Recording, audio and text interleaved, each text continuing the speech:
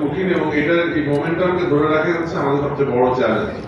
বিশেষ করে বাংলাদেশের কতগুলো নতুন নতুন বিষয় এখানে একত্রিত হয়েছে। বাংলাদেশ এখন নতুন ভাবে আবার শুরু করতে যাচ্ছে তার চ্যাপ্টার কান্ট্রি, এবং আমাদের সেক্টরটাও একইভাবে এই একই সাথে তাল মিলিয়ে চলতে হবে। আমি ইতিহাস কতগুলো একটা পয়েন্ট গেলে আপনাদের সাথে একটু হাইলাইট করি। আমাদের পার ক্যাপিটাল কনসাম্পশন যেটি হোক, এটা 10 কেজি হোক, 9 কেজি হোক, অথবা আমাদের ডিমের কনসাম্পশন 130 বা 135 কেজি যতই হোক, এর মধ্যে রিসেন্ট একটা স্টাডি হয়েছে। এই স্টাডিটা গত সপ্তাহে এটার মধ্যে বলা হচ্ছে যে পাওয়ার এন্ড পার্টিসিপেশন রিসার্চ সেন্টারের করা, এবং এটা বাংলাদেশ গভর্নমেন্টও এটার সাথে জড়িত, এবং সেই স্টাডির কিছু ডেটা আপনার সাথে শেয়ার করি। আমরা যতই পার ক্যাপিটাল কনসাম্পশনের কথা বলি না কেন, ওদের একটা ডেটা অনুযায়ী 6.9% লোক, কথাটা শুনেন, 6.9% লোক শুধুমাত্র প্রতিদিন ডিম খায়। আমরা যতই বলি না কেন যে আমাদের পার ক্যাপিটাল কনসাম্পশন করেছে, কিন্তু মাত্র 6.9% লোক প্রতিদিন ডিম খাচ্ছে। এটা ওই স্টাডির ডেটা।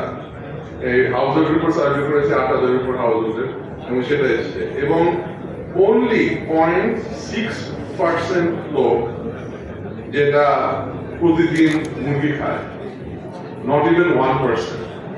প্রতিদিন মুরগি খায় 1% নিচে, এবং প্রতিদিন ডিম খায়, এবং সেটাও খুব অল্প। এবং 35.7% লোক গত এক সপ্তাহে কোনো মুরগি খায় না। ওদের স্টাডিতে বেড়ে যাচ্ছে 35% উপরে লোক এক সপ্তাহে কোনো মুরগি খায় না। সুতরাং পার ক্যাপিটাল কনসাম্পশন যেটাই হোক না কেন, এটা ডিস্ট্রিবিউশনটা কিন্তু আসলে ঠিক নাই। সুতরাং আমাদের এমন ভাবে পোল্ট্রিটাকে এগিয়ে নিয়ে যেতে হবে, এটা অ্যাফোর্ডেবিলিটি, সাস্টেনেবিলিটি বা রিলায়েবিলিটি বা এটা সবার কাছে তো পৌঁছতে হবে, যে জিনিসটা কিন্তু এখন পর্যন্ত আমরা করতে পারিনি।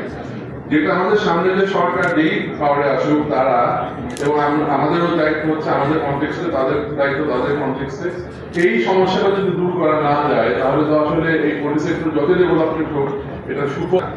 আমাদের আসলে দায়িত্ব থাকে, আমাদের একটা ইউনিক প্ল্যাটফর্ম, পৃথিবীতে একমাত্র আমার ধারণা পোল্ট্রি ওয়ার্ল্ড পোল্ট্রি অ্যাসোসিয়েশনের ব্রাঞ্চ যেখানে স্টেক হোল্ডার জড়িত, এবং মোস্ট ইম্পর্টেন্টলি গভর্নমেন্টের লোকরা ওটার সাথে জড়িত। এবং এই কারণে আমাদের তিনটা প্রবলেম যদি আমরা এখন সামনে নিয়ে কাজ করি, একটা হচ্ছে যে এই সেক্টরের স্টেবিলিটি ফেরত আনা, এটা যদি গভর্নমেন্টের হেল্প ছাড়া সম্ভব না, যেটাতে আমরা আপনারা হেল্প করতে খুব স্ট্রংলি। দ্বিতীয়ত হচ্ছে যে আমাদের ক্ষুদ্র খামারিদের সাইজ বড় করা, এত ছোট ক্ষুদ্র খামারি এদের আস্তে আস্তে মাঝারি খামারিকে ট্রান্সফর্ম করা, এই ট্রান্সফরমেশনটা খুব ইম্পর্টেন্ট, নাহলে এই গ্রোথ আমরা রাখতে পারবো না, এটা সম্ভব হবে না। 3 নাম্বার যেটা হচ্ছে যে ওয়েট মার্কেট আস্তে আস্তে প্রসেস মার্কেটে কনভার্ট করা।